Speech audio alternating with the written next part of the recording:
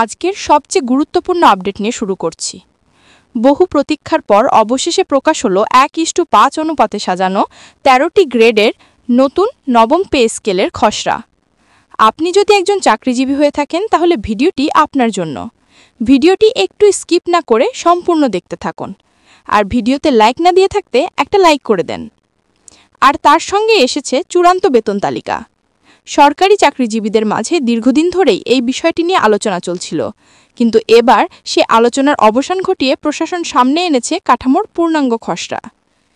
এই নতুন 13টি গ্রেডের কাঠামো আগের সব স্কেল থেকে আলাদা। শুধু বেতন বাড়ানো নয়, এবারে স্কেলের মূল লক্ষ্য ছিল কাজের ধরন, দায়িত্ব, অভিজ্ঞতা এবং পদমর্যাদার সঠিক মূল্যায়ন নিশ্চিত করা।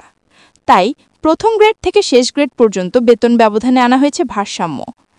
অনেক বছর ধরে যেসব গ্রেডে বেতন ব্যবধান ছিল অস্বাভাবিক কম, এখন সেখানে 1:5 অনুপাত একটি স্পষ্ট দূরত্ব তৈরি করেছে। এর ফলে কর্মচারীরা অবশেষে বুঝতে পারছেন কোন পদে কত বেতন আর পদোন্নতি পেলে কী পরিমাণ সুবিধা যুক্ত হবে। চাকরিজীবীদের সবচেয়ে বেশি লাভ হচ্ছে মধ্যম ও নিচের গ্রেডগুলোতে।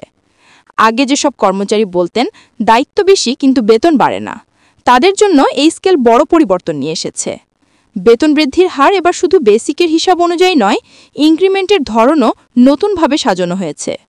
এর কারণে একবার স্কেলে ঢুকে গেলে বছর বছর বেতনের স্থির উন্নতি দেখা যাবে। নতুন তালিকা সবচেয়ে বড় চমক হলো অনেক গ্রেডে প্রথম খসড়ার তুলনায় বেতন আরও একটু বাড়ানো হয়েছে।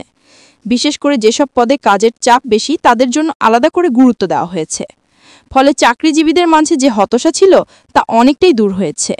শুরু থেকে শেষ পর্যন্ত বেতন বৃদ্ধি এবার এমনভাবে নিয়ন্ত্রণ করা হয়েছে যেন কোনো গ্রেড অন্য গ্রেডের তুলনায় অতিরিক্ত সুবিধা না পেয়ে যায়। এবার আসি মূল পরিবর্তনের দিকে। যদি এই স্কেল কার্যকর হয় তবে সরকারি চাকরিজীবীদের মাসিক আয়ে স্পষ্ট পরিবর্তন আসবে। শুধু বেসিক স্যালারি না, মোট গ্রস বেতনও বাড়বে। জীবনযাত্রার ব্যয় যে বাড়ছে সেই বাস্তবতা মাথায় রেখে এবার স্কেল তৈরির চেষ্টা করা হয়েছে। যাদের বেতন আগে মাস শেষ হওয়ার আগেই সংকটে পড়ত তারাও কিছুটা স্বস্তি পাবেন। কর্মচারীদের জন্য এটি শুধু একটি বেতন তালিকা নয়, বরং একটি নতুন আর্থিক স্থিতিশীলতার ব্যবস্থা। চূড়ান্ত বেতন তালিকা প্রকাশ হলেও কার্যকরের বিষয়ে এখনও আনুষ্ঠানিক ঘোষণা আসেনি। তবে প্রশাসনের ভেতর থেকে জানা গেছে দ্রুত এটি বাস্তবায়নের দিকে যাওয়া হবে। অনেকে বলছে নতুন বছরের শুরুতেই কার্যকর হতে পারে।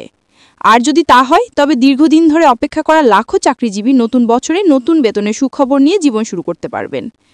সব মিলিয়ে বলা যায় 13টি গ্রেডের এই নতুন কাঠামো শুধু বেতন বাড়ানোর বিষয় নয়, এটি একটি পূর্ণাঙ্গ সিস্টেম আপডেট। চাকরিজীবীদের ভবিষ্যৎ, পদোন্নতির সম্ভাবনা, আর্থিক স্থিতি সবকিছুতেই এর ইতিবাচক প্রভাব পড়বে।